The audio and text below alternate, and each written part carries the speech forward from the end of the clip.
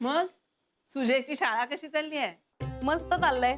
शाळा छान. गेलाय ना शाळेतच. मग इथून जातो शाळेत? हो. नानाजी या चहा. बऱ्याच दिवसांनी तुझ्या हातचा चहा मिळणार आहे आज मला. म्हणजे गुरुनाथचे आई बाबा आले होते ना, तेव्हा असे निवांत बसलो होतो, हो की नाही? हो तुझा भाऊ कधी येतो ग? वहिनी कधी येतो ग दादा? अगं हो, ऑफिस मधून निघालेत. मगाशीच फोन आला होता मला. हो. येते. गुरुनाथ काय नाही, म्हणजे आपण एवढे शेजारी राहतो, पण त्याच्याशी अशा निवांत गप्पा कधी झाल्या नाहीत. त्याचं काय नानाजी, आता प्रमोशन झालं ना यांचं, तेव्हापासून खूपच बिझी येते. ऑफिस मध्ये पण खूपच काम राहते ना. अगं त्याला म्हणावं एवढी कामं करू नकोस. नानीजी असं काही होत नसते.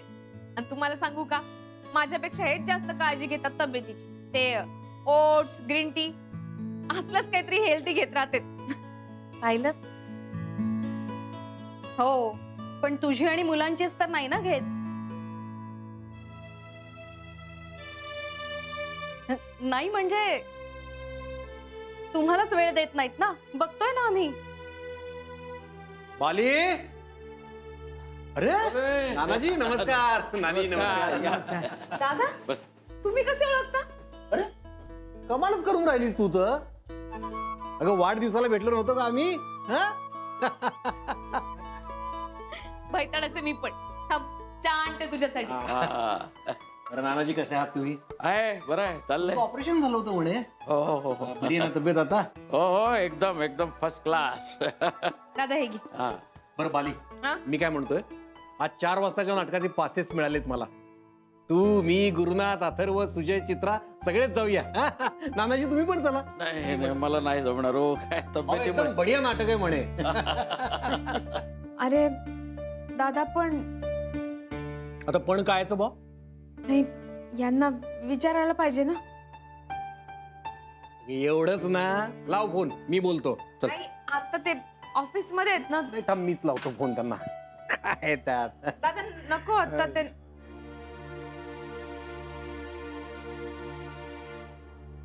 हा, अरे गुरुनाथ, शिरीष बोलून राहिलो.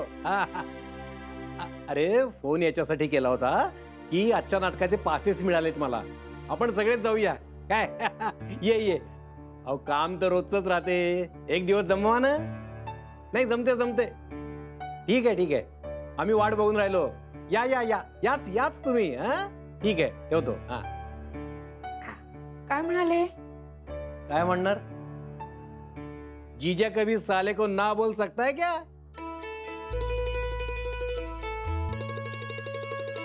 राधिका, तुम्हाला आवरायचं असेल ना, चला आपण घरी जाऊया. अहो बसा ना, असं काय करताय? नाही नाही, आवरा तुम्ही. चला निघा. ए, नाटक बघून आल्यानंतर स्टोरी सांगा त्याची मला. हो. काय हल्ली मला जमत नाही हो, तब्येतीमुळे नाटक सिनेमा हो, बघायला. आता चला घरी. चल येतो. हो हो. चल. येतो ग. Madam water. थँक्यू. हाय नेत्रा, गुड मॉर्निंग. हाय, गुड मॉर्निंग. मॅडम इथं आली, मला वाटलं ही बॅग टळली. नो नो, जोपर्यंत गुरु सर आहेत ना तोपर्यंत ती नाही जाणार. म्हणजे आपल्या डोक्यावर कायमचीच बसणार म्हणायची.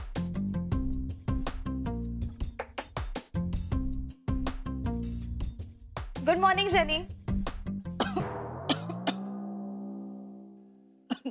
Good morning. Good morning Raghu. Same to you. Jenny, Gary, sorry sir free आहेत का? Guru sir. Yeah, he is inside. Anand सरांबरोबर मीटिंग मध्ये. Okay, thank you.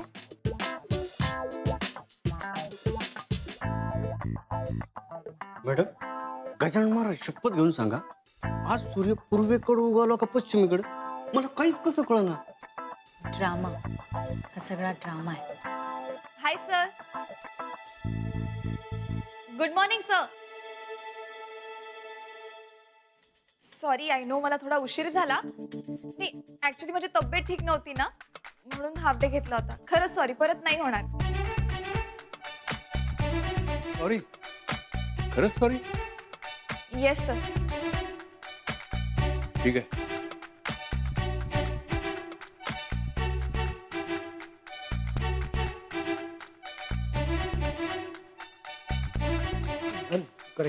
आनंद सर, गुड मॉर्निंग.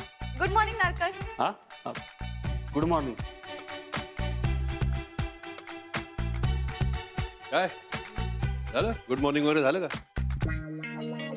अरे मिस्टर आनंद, काय हे काय चाललंय? काय हे भूत असं एकदम सुतासारखं सरळ कसं आलं? काही नाही, सगळी नाटक है. ते वो बोलते हैं ना उसे, वो जो चारा खाने जाती है. काय? नहीं नहीं, गाय नहीं, वो तो बहुत बड़ी है. ये तो छोटी सी बेचारी जो पहाड़ चढ़ के जाती है. नहीं नहीं नहीं, इतना डिफिकल्ट नहीं है वो थोड़ा आसान सा है. वो ऐसे बै बै करती है. शेळी. हाँ करेक्ट. उसको हिंदी में क्या बोलते हैं? भेड. हाँ करेक्ट. इसको बोलते हैं भेड़ की खाल में भेड़िया. चला आटपा लवकर बायकांनो. अथर्व, सुजय, तिकडे नाटक सुरू होऊन जाईल आणि आपण इथेच राहू. चला लवकर. झालं आहो, माझं झालंय. तुमची बहीणच आवडते अजून. राधिका. दादा बघ कशी दिसून राहिली मी. बाप्पा,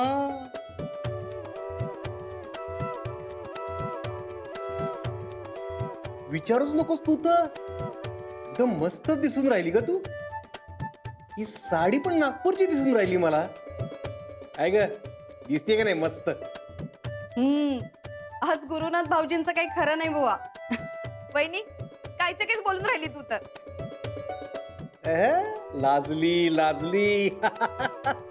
दादा काही म्हण मला, खरंच मस्त दिसून राहिलीस. एकदम आपल्या आईसारखी.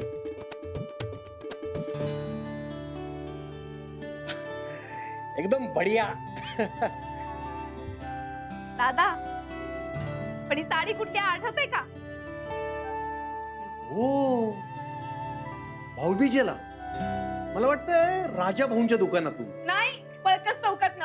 तुला सांगते वहिनी, बळकस चौकात 101 साड्या. असं वाटायचं पुरं दुकानच विकत घेऊन घ्यावं. मग एका महिन्याचा पगार बाजूला ठेवला आणि एका भाऊबीजेला घेऊनच टाकली साडी माझ्या बालीसाठी. हा. बस पुरे झालं तुमचं नागपूरचं कौतुक. बाप्पा, तू काहून जळून राहिली का? आमचं नागपूर आहेच बढिया आणि नागपूरची माणसं त्याहून बढिया.